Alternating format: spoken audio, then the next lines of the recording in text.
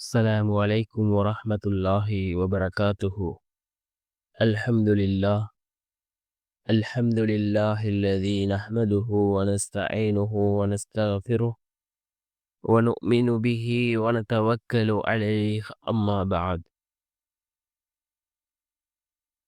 அன்பார்ந்த அல்லாஹ்வின் நல்லடியார்களே, அன்பு சகோதரர்களே, நாம் தொடர்ச்சியாக பார்த்து வரக்கூடிய துஆக்களினுடைய திக்ருகளினுடைய தொகுப்பில் இன்று நாம் பார்க்க இருக்கின்ற விடயம் என்னவென்றால், இன்றைய தினம் வெள்ளி இரவு நாம் இந்த சூறாவை அதிகமாக ஓதுவோம். ஏராளமான சிறப்புகள் கூறப்பட்டிருக்கக்கூடிய ஒரு சூறா. இந்த சூறாவை ஓதுவதன் மூலமாக நம்முடைய வாழ்க்கையில் உள்ள கஷ்டங்களை அல்லாஹ் நீக்குகின்றான். நம்முடைய வாழ்க்கையில் பரக்கத்தை அல்லாஹ் அதிகரிக்கின்றான்.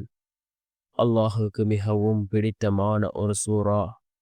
நம்முடைய வாழ்வாதாரத்தை அதிகப்படுத்தி தரக்கூடிய மிகவும் அற்புதமான ஒரு சூறாவை தான் நாம் இன்றைய வீடியோவில் பார்க்க இருக்கின்றோம். அன்பார்ந்த சகோதரர்களே, அல்லாஹ்வின் நல்லடியார்களே,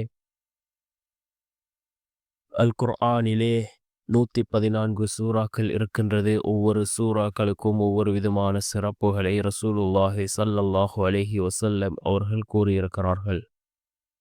அதே போன்றுதான் அல் குர்ஆனிலே இருக்கக்கூடிய மிக முக்கியமான ஒரு சூறா சூரத்துல் இஹ்லாஸ்.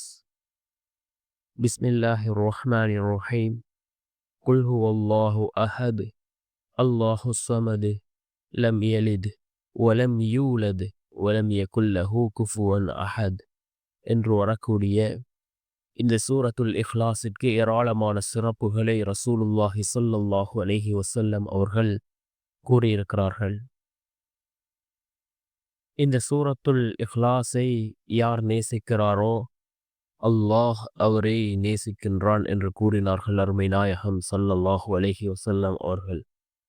அதே போன்று யார் வீட்டிற்குள் நுழையும் பொழுது சலாம் கூறிவிட்டு இந்த சூரத்துல் இஹ்லாஸை ஓதி வலது காலை வைத்து வீட்டிற்குள் நுழைகிறார்களோ அவர்களுடைய வாழ்க்கையிலே அல்லாஹ் வாழ்க்கையில் உள்ள வறுமைகளை நீக்கி அல்லாஹ் அவர்களுடைய வாழ்க்கையில் பரக்கத் செய்கின்றான். அதே போன்று இந்த சூரத்துல் இஹ்லாஸிற்கு இன்னும் ஏராளமான சிறப்புகள் கூறப்பட்டிருக்கின்றது. 3 தடவைகள் ஓதினால் முழு குர்ஆனை ஓதிய நன்மையை அல்லாஹ் வழங்குகின்றான்.